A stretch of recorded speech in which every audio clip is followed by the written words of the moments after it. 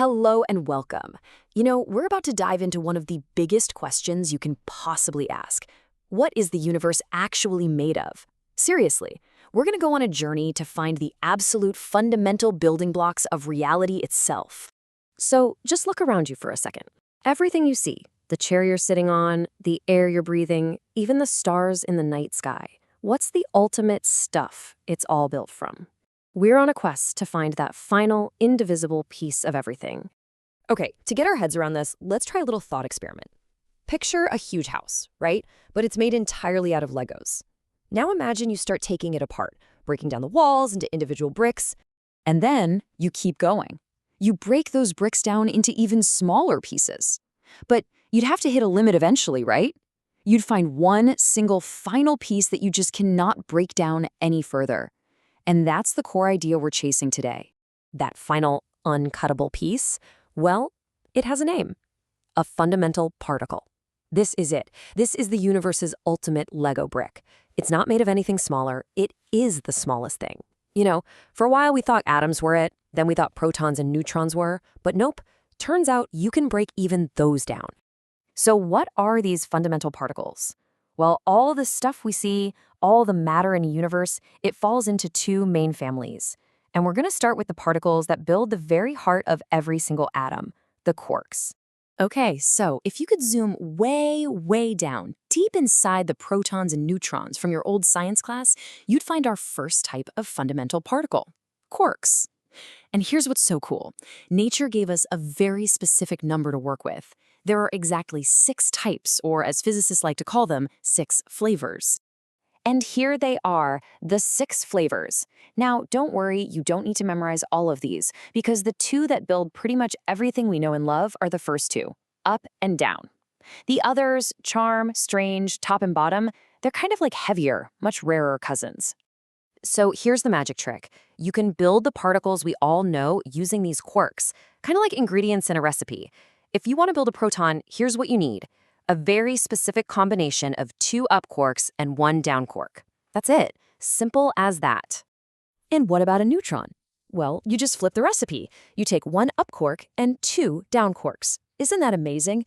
This shows how just 2 super basic building blocks, the up and down quarks, can create the core of every single atom in the universe. This brings us back to our 2 big families of matter. See, any particle that's made of quarks, like our protons and neutrons, is called a hadron. You can just think of them as the heavy family. The other family, the leptons, well, they're kind of like loners. They aren't made of quarks at all. This group includes the electron, which we all know, and the super mysterious, almost ghost-like neutrino. Okay, so we've got the building blocks of matter, quarks and leptons. But how do they, interact? How do they stick together or push each other apart? Well, it turns out they do it by sending messages back and forth. They literally exchange other fundamental particles, which we call force carriers, or bosons. Think about it like this.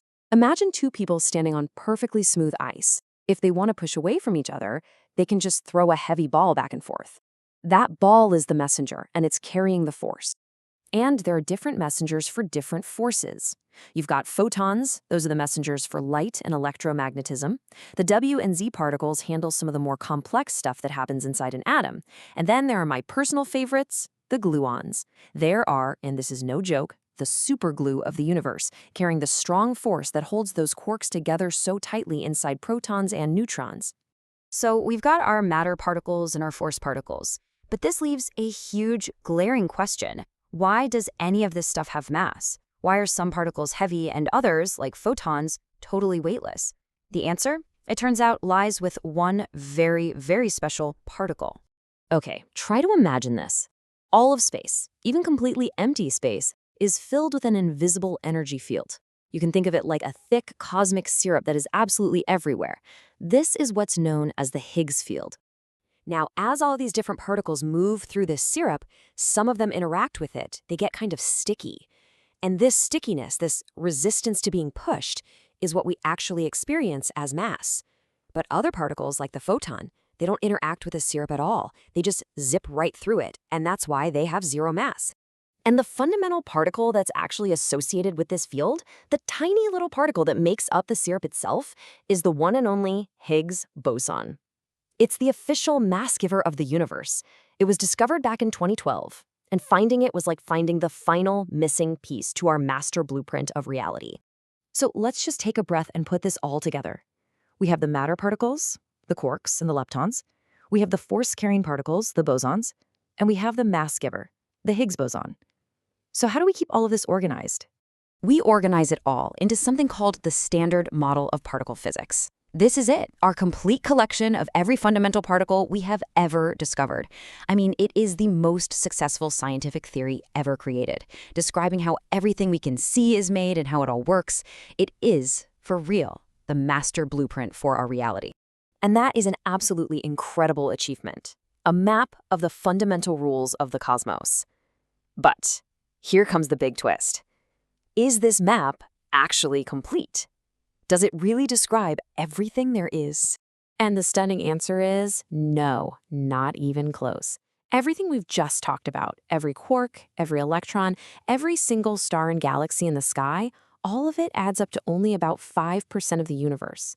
The other 95% is made of mysterious stuff we call dark matter and dark energy. We know it's there, but we have absolutely no idea what it actually is. Wow. Okay, I know that was a lot to take in, so let's lock in the most important points with a few little memory tricks. For a proton, just remember PUD, that's 2 ups and a down. For a neutron, it's NUDD. Hadrons are heavy, leptons are light and lonely, and of course, gluons are glue. Got it? With just those simple rules, you can describe the heart of every atom we know. Pretty cool, right? And that really brings us to our final thought. Our map of reality, the Standard Model, it's an incredible human achievement, truly. But it's a map that only shows this tiny little corner of the territory.